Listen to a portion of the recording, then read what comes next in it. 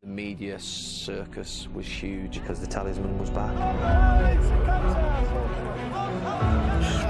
It could be amazing. He's a star. Be electric today. He's the king. He's the best that we've ever had.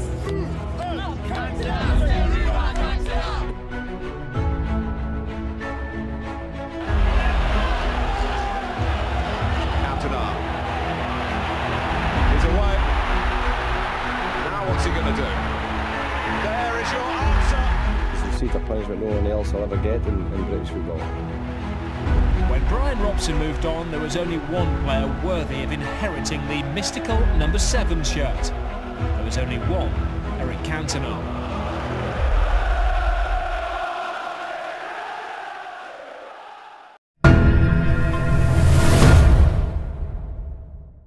Bagi para penggemar berat Manchester United, ada berbagai momen bersejarah dan para pemain yang hebat dan istimewa yang dihormati.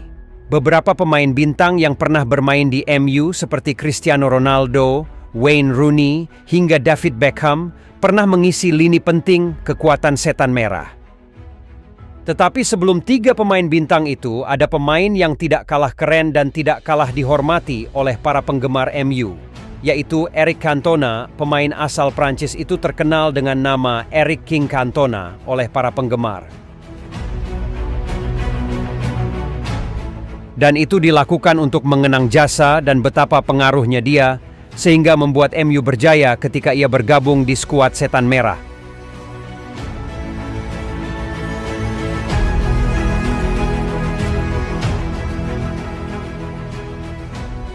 Ya, semuanya berawal bagi Cantona di Marseille, lahir pada tanggal 24 Mei 1966. Kecintaan Cantona terhadap sepak bola tumbuh menjadi sangat tinggi setelah ia mengunjungi Stade Velodrome bersama ayahnya untuk menonton pertandingan Olympique Marseille menghadapi Ajax kala itu. Menikmati sepak bola profesional di salah satu stadion paling berkesan di Eropa merupakan hal yang sangat emosional bagi Cantona yang saat itu masih berusia 6 tahun. Dan di sanalah, di tengah-tengah pendukung Marseille yang riuh, Cantona jatuh cinta pada permainan yang indah. Ia terpesona oleh pemain sayap Marseille asal Swedia, Roger Magnusson, yang memukau dengan kakinya yang lincah dan kecepatannya yang luar biasa, serta Josip Skoblar, mesin gol Yugoslavia, yang bertanggung jawab untuk membuat Velodrome lebih bergemuruh daripada pemain lain manapun selama awal tahun 70-an. Namun bukan pemain Olympique Marseille itu yang benar-benar menarik perhatian Cantona, melainkan seorang pria Belanda yang bernama Johan Cruyff. Saat Marseille kalah 2-1 dari Ajax, Cantona pun mulai tergila-gila dengan total footballnya Cruyff. Di saat itu pula lah Cantona bertekad pada satu hal, yaitu ingin menyalakan gemuruh di stadion dan menarik gairah membara dari ribuan orang seperti halnya sang idola Johan Cruyff. Cantona muda pun mulai menggapai mimpinya di usianya yang ke-15 tahun. Saat itu, Cantona berlabuh ke Akademi Auxerre pada tahun 1981. Setelah 2 tahun berjalan, Cantona dipercaya untuk menjadi bagian utama di tim senior Auxerre walaupun tidak ada kontrak profesional. Tidak lama kemudian, Auxerre meminjamkan Cantona ke sebuah tim asal Prancis juga, yang memiliki nama FC Margues. Kehadiran Cantona di klub itu berhasil menyelamatkan FC Martigues dari degradasi ke divisi Liga 3 Prancis. Setelah berhasil menyelamatkan FC Martigues dari degradasi, Cantona kembali ke tim sebelumnya Auxerre, karena pada musim itu Auxerre ditinggal oleh salah satu pemain andalannya, Andrzej Sharmach. Pada musim 1986-87, Cantona pun dinobatkan menjadi pemain muda terbaik Liga Prancis, serta berhasil membawa Auxerre meraih gelar Copa delle Alpi. Namun di saat bersamaan, dia juga melakukan tindak kekerasan pertama, yaitu kiper Auxerre kala itu, Bruno Martini, diberinya bogem mentah sampai lebam. Guy Roux sebagai penanggung jawab tim Auxerre tidak memberikan sanksi yang berat pada Cantona pada saat itu.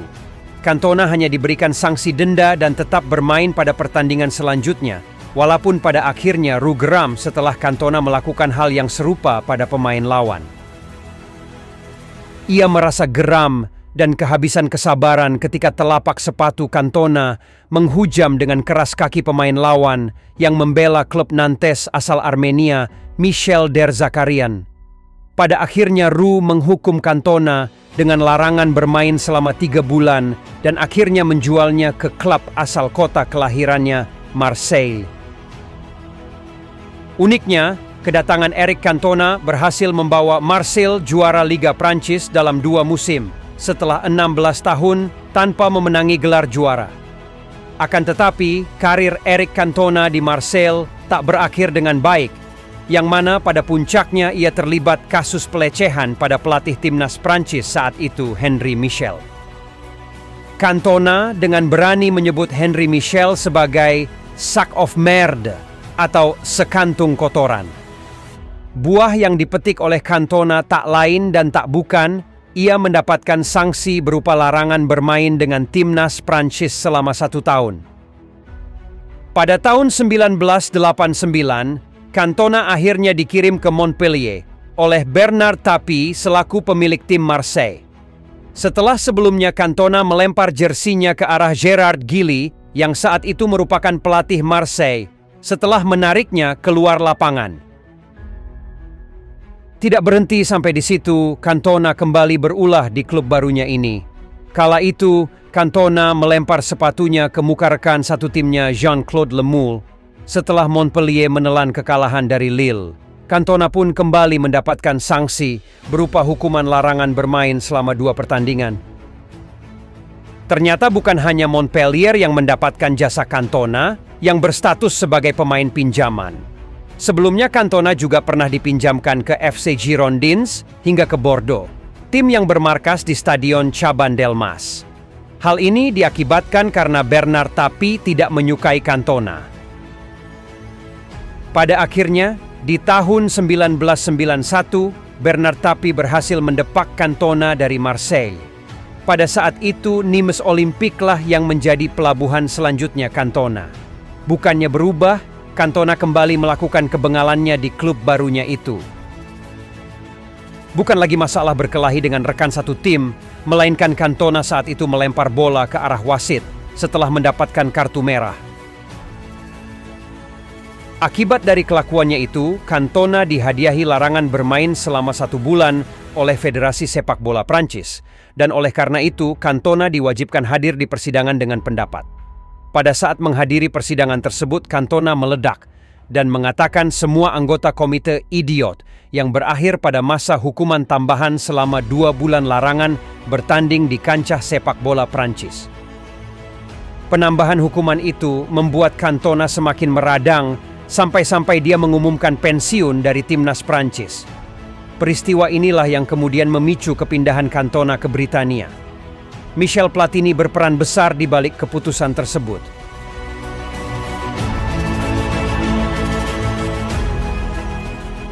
Setelah berhasil membujuk Cantona agar dapat kembali berkarir, Platini menawarkan Cantona secara langsung pada Graeme Souness, yang pada saat itu menjadi pelatih Liverpool. Namun Graeme Souness menolak tawaran tersebut dikarenakan Souness tidak percaya pada Cantona akan dapat bersaing dengan Ian Rush dan John Barnes yang pada saat itu menjadi andalan Liverpool. Tidak berhenti sampai di situ, Platini menghubungi kawan lamanya Trevor Francis yang saat itu melatih Sheffield Wednesday. Trevor Francis pun akhirnya menerima tawaran dari Michel Platini untuk merekrut Cantona pada saat itu. Akan tetapi sedari awal Francis sudah berkata kepada Platini bahwa Wednesday tidak punya kekuatan finansial untuk merekrut Cantona.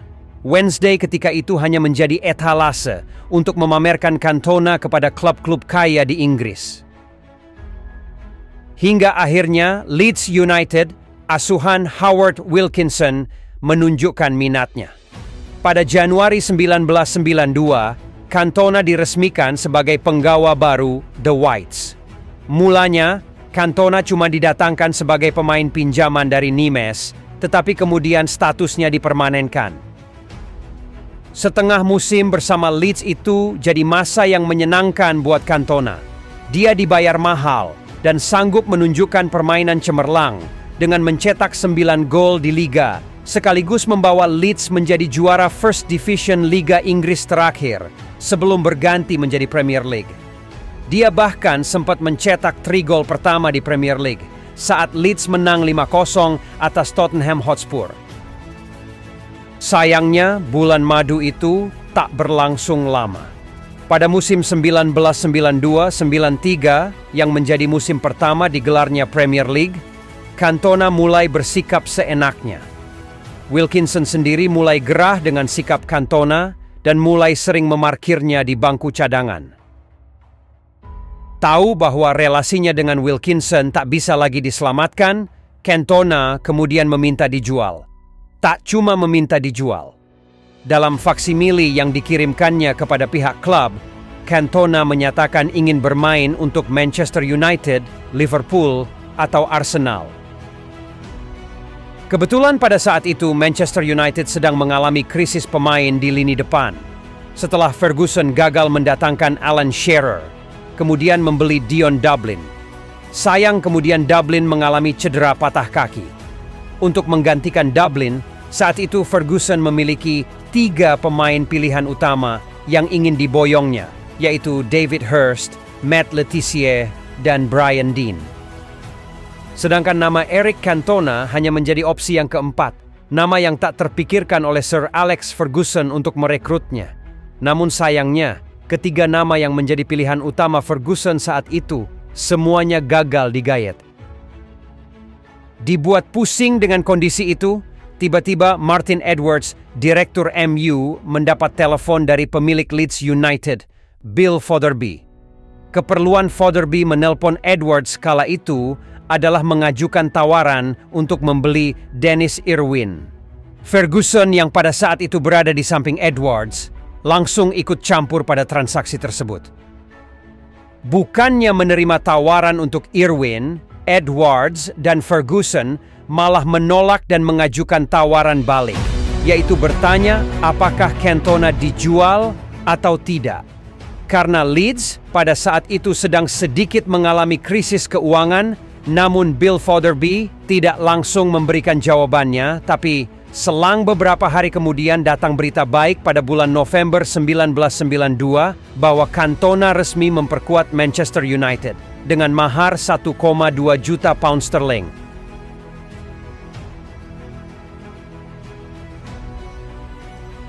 Fergie tahu bahwa kedatangan Cantona akan menjadi tugas yang berat bagi dirinya karena sikap temperamen yang dimiliki Cantona.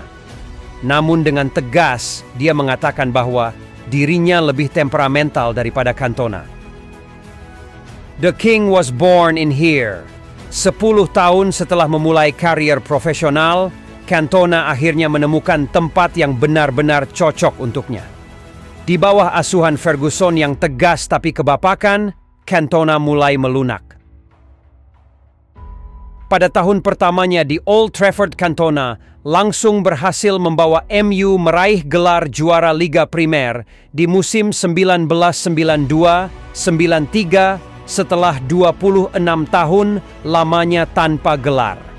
Itu adalah musim pertama setelah Liga Inggris berganti dari First Division ke Premier League. Di musim berikutnya, Cantona kembali beraksi. 18 gol dia cetak di musim 93-94 dan mengantarkan MU meraih 2 gelar, yaitu Liga Primer dan Piala FA. Cantona terpilih sebagai Player of the Year versi PFA dan versi Manchester United. Sayangnya, kegemilangan Cantona harus ternoda oleh salah satu aksinya yang menggemparkan sepak bola Inggris pada tahun 1995. Namanya akan selalu diingat karena aksi tendangan kungfu yang dia lakukan kepada supporter Crystal Palace di Stadion Selhurst Park. Cantona pun mendapat hukuman dari FA berupa larangan bermain selama 8 bulan. Dia juga harus menjalani hukuman 120 jam, melakukan community service. Kehilangan Cantona pada saat itu membuat MU kehilangan gelar juara Liga Primer dan Piala FA. Pada September 95, Cantona mulai kembali ke dalam skuad Ferguson. Hukuman larangan bermain yang diterimanya tak mengubah seorang Cantona yang jenius. Dia langsung membawa MU meraih 2 gelar Liga 2 tahun berturut-turut dan gelar juara Piala FA 96.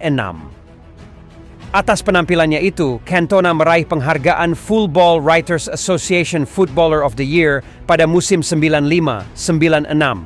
Dia juga dikukuhkan sebagai kapten utama untuk menggantikan Steve Bruce yang pergi. Setelah 5 tahun bersama MU, Cantona pun memutuskan untuk pergi dari Old Trafford. Namun pergi dari MU itu bukan untuk bermain dengan kesebelasan lain, melainkan pensiun, tepatnya pada 18 Mei 1997. Pengumuman pensiunnya itu dilakukan 7 hari setelah dia meraih gelar juara Liga Primer keempatnya untuk MU. Di umurnya yang masih 30 tahun, di mana usia itu masih cukup emas bagi seorang pesepak bola. Sungguh sebuah keputusan yang sangat mengejutkan banyak pihak. Cantona layak diingat sebagai pemain sukses di era kepelatihan Ferguson. Dia adalah kepingan terakhir yang ditemukan Ferguson untuk membangun Manchester United selama 26 tahun untuk meraih gelar Liga Primer pertamanya.